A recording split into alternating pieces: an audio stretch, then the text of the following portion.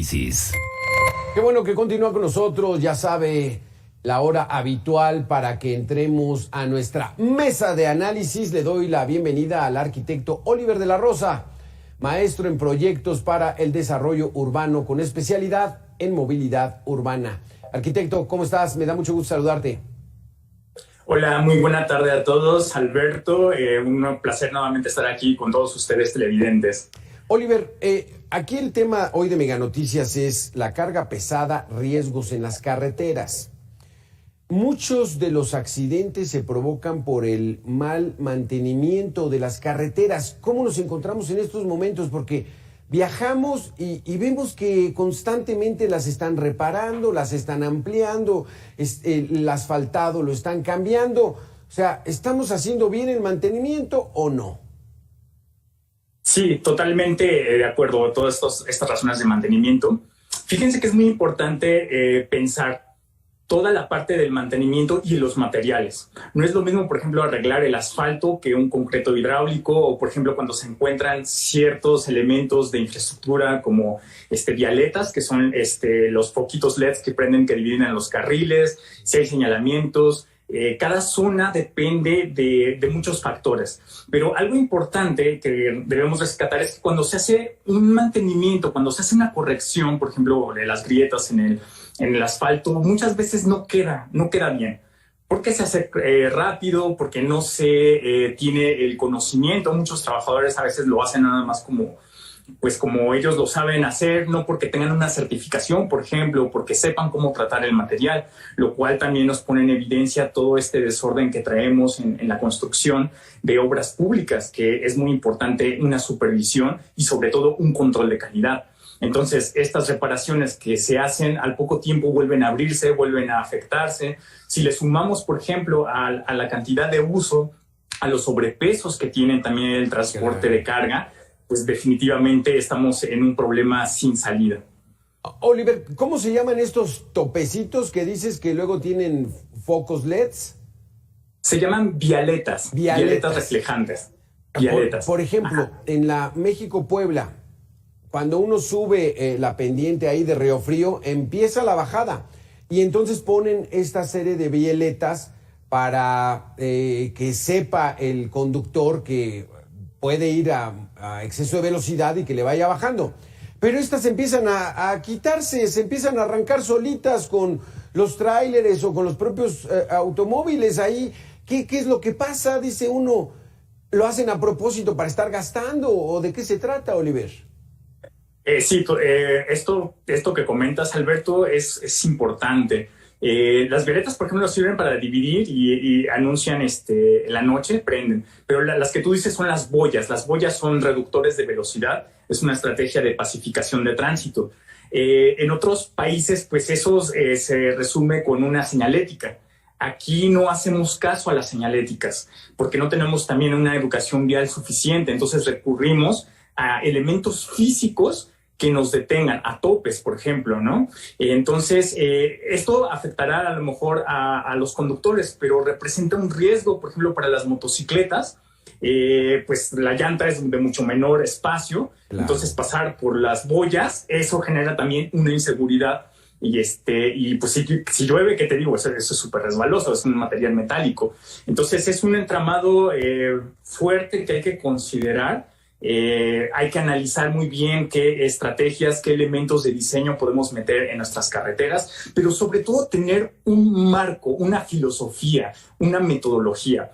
Fíjense bien, en Suiza, por ejemplo, en Suecia, todos los países de primer mundo integraron una teoría de movilidad que se llama la visión cero, y esta tiene una premisa hiper importante, que dice que ninguna vida debería perderse en las carreteras ni en las vialidades. Es decir, que si hay un hecho de tránsito, más no un accidente es algo que no podemos prever, pero un hecho de tránsito, un siniestro, vendría siendo algo que no derivara en la muerte o en una lesión grave. Y la principal responsabilidad no la tiene el usuario, la tiene la gobernanza. Esto es algo fundamental que nuestro país no está reconociendo, porque toda la culpa la tiene siempre el conductor, el usuario, pero no ponemos atención al diseño de las carreteras, por ejemplo. No ponemos atención a si son tramos de recta, por ejemplo. En los doble remolque, por ejemplo, en Estados Unidos pueden circular perfectamente si son líneas rectas las carreteras. Pero si hay demasiadas curvas, los dobles remolques no pueden funcionar. Aquí en México eso no está regulado por ningún tipo. Ni siquiera el inventario de los dobles remolques, ni mucho menos de la infraestructura que cuenta y pues sobre todo también los presupuestos de mantenimiento. Eso que dices es muy importante, fíjate, lo que ocurre en países de Europa, de primer mundo. La responsabilidad es del gobierno. Ellos son los responsables, no tanto del usuario. O sea, si alguien va, dice máximo de velocidad 110 y va a 160, es responsabilidad de la autoridad el sancionar a ese conductor y entonces establecerle una buena multa o quitarle la licencia, algo de tal manera de que no se permita. Pero como no pasa nada, pues entonces 180, yo no sé si hay automóviles que ya levantan hasta 200, Oliver. Sí, influir en la actitud de los conductores es una responsabilidad colectiva. Ciertamente también es responsabilidad de los usuarios, de los conductores, asumir esta responsabilidad, pero es compartida, no es la principal, no es el peso más grande que cae en los conductores. Una de las estrategias, por ejemplo, que estamos promoviendo, dentro de esto es capacitación y sobre todo que todos los conductores puedan tener un examen de manejo. Estamos hablando desde el más pequeño nivel, que son micromovilidad, hasta los más grandes, que son los transportes de carga. En la escala de movilidad, por ejemplo, la preferencia la tienen los transportes de carga a la hora de pasar. Pero como dicen por ahí, en el pedir está el dar, muchas veces se cierran, se avientan. Entonces, pues evidentemente también a muchos conductores de cualquier vehículo, pues les da miedo ir atrás o al lado de estos vehículos. Entonces, eso también, la percepción de inseguridad, pues recae en todos los usuarios. Y es que aquí tocas un tema muy importante, Oliver, pero quiero que le demos la bienvenida a Javier Treviño, codirector de Céntrico. ¿Cómo estás, Javier? Gusto en saludarte. Hola, ¿qué tal? ¿Qué tal a todos? Lo que nos dice el arquitecto Oliver tiene razón. Hay mucha gente que aprende a andar en carretera pues de cero. O sea, aviéntate, vámonos aquí cerquita, llévate el carro y ahí es como vas aprendiendo. Pero muchas veces eso puede ser de alto riesgo, ¿no, Javier? Sí, totalmente, sí. No, lo de las licencias es un tema pendiente a todos los niveles. O sea, sí, digamos que México no es líder en el tema a nivel global, ni mucho menos en el tema de licencias. Pero además hay un tema de contractual entre el conductor, la empresa y el modelo de transporte. El conductor es parte de una cadena de decisiones en el que la prioridad es la reducción de los costos de transporte.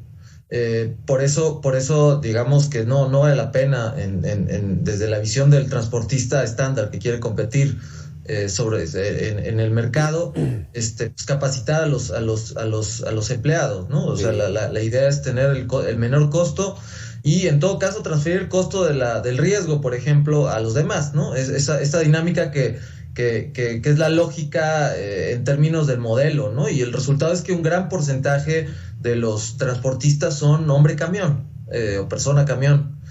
Y lo que vemos es que las mejores prácticas son dentro de empresas, transportistas, en que sí hay incentivos para capacitar a conductores, tener unidades en buen estado y pueden gestionar mucho mejor el apurarse, ¿no? Que es como la regla del mercado es pues hacer el menor tiempo posible para llevar la mayor cantidad de carga a todos lados, ¿no? Lo cual es una, digamos, pésima, es una excelente receta más bien para el desastre y el riesgo vial, ¿no? Exactamente. Oliver, porque aquí hay una situación. No nos preparamos para manejar en carretera. Mucha gente, por ejemplo, no sabe que al tomar una curva hay que frenar antes de entrar a la curva y ya después solito el propio peralte va moviendo el vehículo y no hay necesidad de ir frenando por más que sienta uno que va rápido. Pero eso ya luego lo aprenden ahí en el momento y van frenando en plena curva y entonces se derrapan y provocan accidentes. O sea, sí debería haber un manual para la gente que sale a carretera. Definitivamente necesitamos cursos en todas las escalas de los transportes, lo repito. Y esto que comenta Javier es muy importante, lo que vendrían siendo los costos. Pero si lo analizamos a nivel país, imagínense, el 3% del Producto Interno Bruto lo ocupan los accidentes, los hechos de tránsito. Y esto es descomunal, hablamos de todo el PIB nacional. Entonces, si realmente hiciéramos pequeñas inversiones como los cursos, las certificaciones, las capacitaciones, que las licencias fuesen muy, muy reguladas también, creo que esto pues sería un ganar-ganar, no un perder para después ganar. Entonces, esto lo tienen que entender muy bien los actores que están pues promoviendo las leyes, las empresas, desde luego, que inviertan en sus trabajadores, en sus conductores. Y de esta manera, cuando ya la gente es consciente de las repercusiones que tiene toda esta problemática, pues bueno, ya podría haber un cambio, pero no estamos concientizando la magnitud de este problema, siendo que la 7ª causa de muerte en México lo ocupan los accidentes, los hechos de tránsito viales. O sea, estamos entre las enfermedades cardiovasculares y las del hígado. O sea, ahí están a esa dimensión las muertes en las carreteras y las vialidades en nuestro país. Es muy triste esta situación. Y como decías al principio, o sea, no es posible que la gente muera en carretera. O sea, si no estás enfermo, si no tienes un padecimiento crónico, ¿cómo te vas a matar en carretera? Esto se puede prevenir, Javier, en el asunto de que aquí también hay otra responsabilidad. Si es autopista federal, pues uno es responsable. Si es estatal, municipal, y entonces luego se hacen todos bolas y nadie atiende verdaderamente el mantenimiento en las carreteras. Sí, Alberto, es que además tenemos normalizadas las muertes en carretera, ¿no? Y en las calles. La tenemos normalizada, o sea, no lo entendemos todavía como un problema y tampoco entendemos que son prevenibles, o sea, que los 15,000 fallecidos que tenemos y los alrededor de 150,000 lesionados graves, pues pueden ser prevenibles. Podemos evitarlo y preferimos un poco transferir al resto de la sociedad el costo, ¿no? Que es lo que decía Oliver. Claro que por supuesto, estoy totalmente de acuerdo, es mucho más barato prevenir que el costo que estamos haciendo, pero como nos es fácil, y estoy hablando desde el punto de vista del gobierno y de las empresas transportistas, transferir el riesgo hacia los demás, pues lo hacemos porque pues nadie no los cobra, ¿no? Lo transferimos, 2 de cada 3 vehículos que atropellan mortalmente a alguien se fugan del lugar, entonces no responden. Entonces hay una dinámica muy, muy, muy, muy negativa que necesitamos resolver ya. Y digo, ya está en la ley, ya están las leyes, lo que necesitamos es empujarlas. Está el otro tema de la calidad de los vehículos, ¿no? Y también tenemos un gran problema, son vehículos antiguos y con falta de mantenimiento. Las leyes están ahí, el esquema regulatorio no es malo, pero si no aplicamos estas leyes desde el interés público, desde el gobierno y de defensa del interés público, estas cosas no se solucionan solamente con el mercado, ¿no? Es un buen ejemplo donde sin la acción pública no hay solución.